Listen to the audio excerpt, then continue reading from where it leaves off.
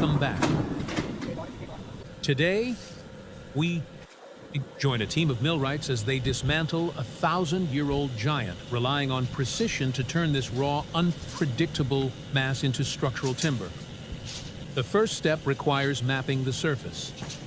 Measuring the length ensures the primary cuts avoid internal defects while maximizing the usable hardwood. Right.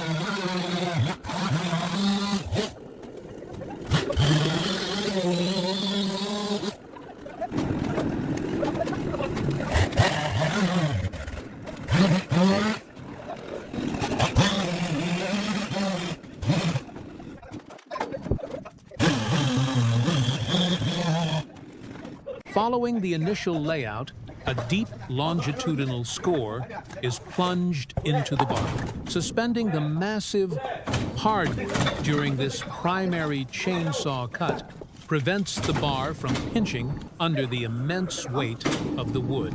Relieving tension here dictates how the log will behave on the bandsaw carriage later. Overhead, cranes then take the load. Moving timber of this scale is a matter of managed momentum. A swinging mass of dense hardwood can easily crush equipment or the men guiding it. Lowering it onto the staging blocks demands perfect center of gravity alignment to prevent twisting during the milling phase.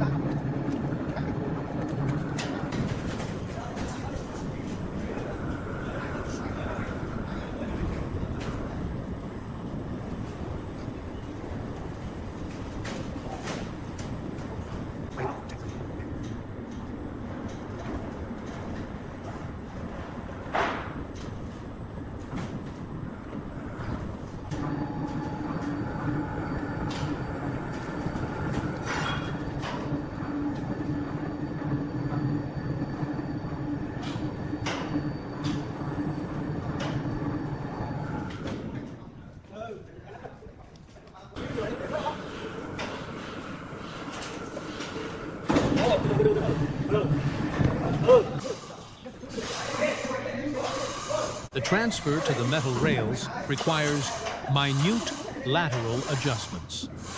Once the log rests on the carriage bed, the sawyer reads the grain and the rough, weathered exterior one last time. This final inspection sets the opening face. Establishing a true flat reference plane on the first pass is critical. If the initial cut is out of plumb, every subsequent slab pulled from this log will magnify the error.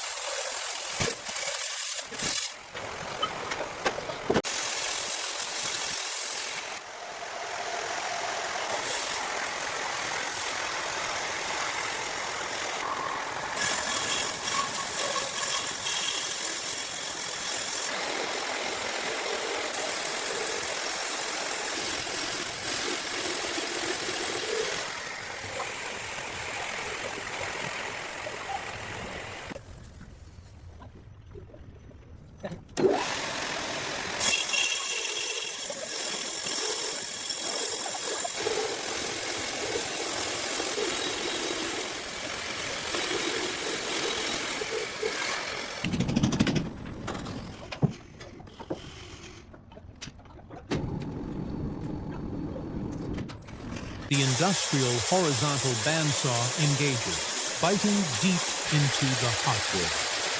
A continuous flood of coolant and strict tension on the heavy metal blade prevent it from wandering or overheating as it travels through the dense timber. The result is a perfectly sheared face, revealing a tight, stable grain pattern.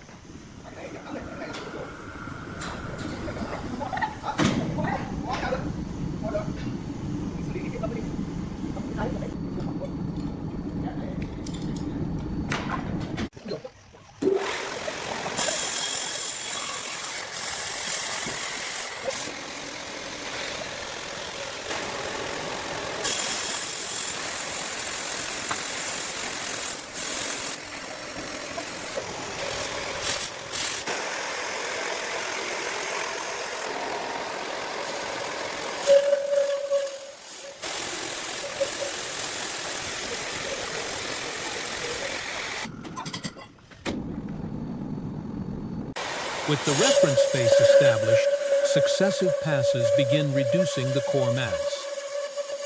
The sawyers constantly monitor the carriage feed rate, pushing the blade too fast through ancient, hardened resin pockets, can break teeth or stall the drive motor, ruining the slab. Steady progress yields the cleanest surface.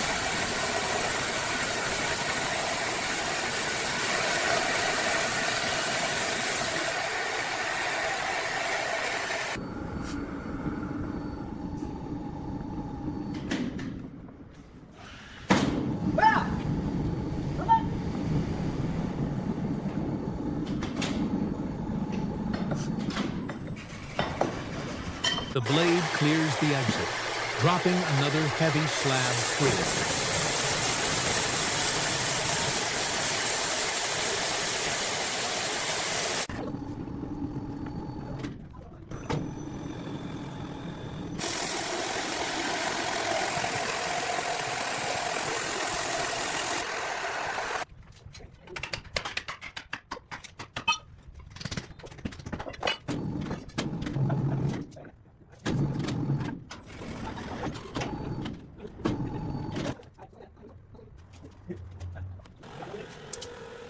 Breaking down the remaining cant requires absolute parallel alignment.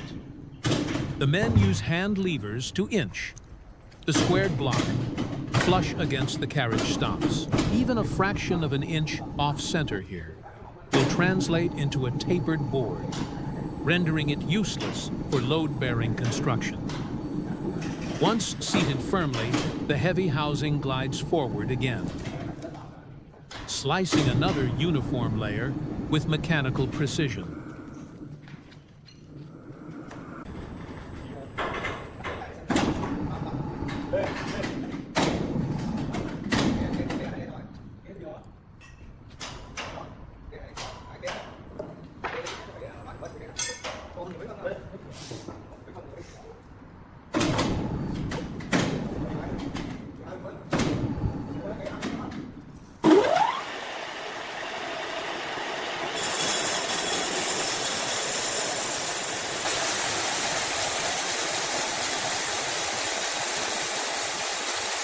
Freshly sawn green timber holds an immense amount of water weight.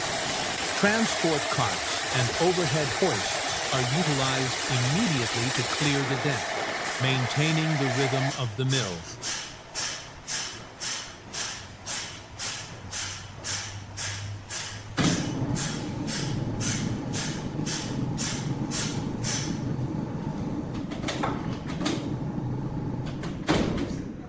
The final sizing passes convert the thick outer slabs into true dimensional lumber, removing the live edge strips away the vulnerable sapwood, leaving only the durable, dense interior structure.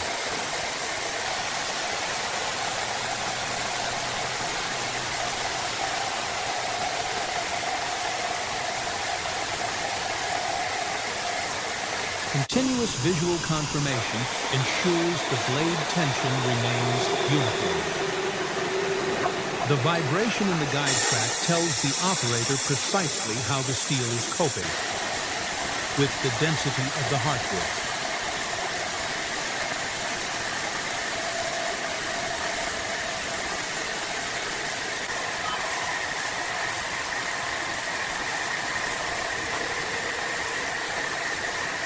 As the final squared lengths are processed, the sheer scale of the original Giant is distilled into workable mathematics.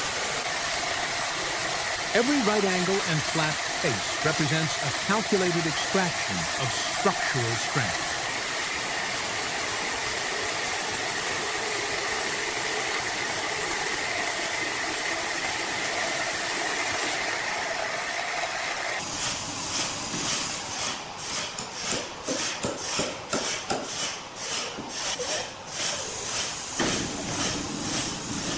Friction of a long longitudinal rip cut generates tremendous heat along the metal band.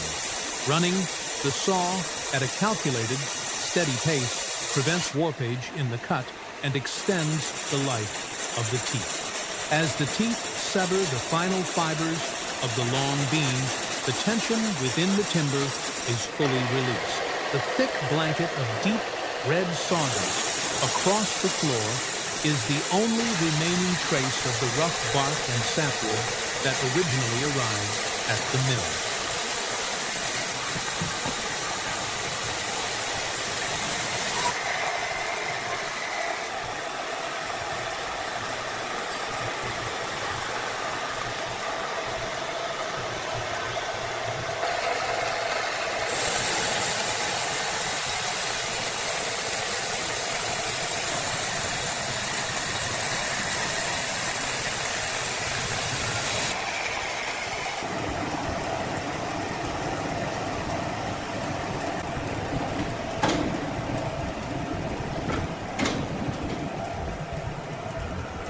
What entered as a monolithic, unpredictable force of nature now rests as a stacked library of precise architectural elements.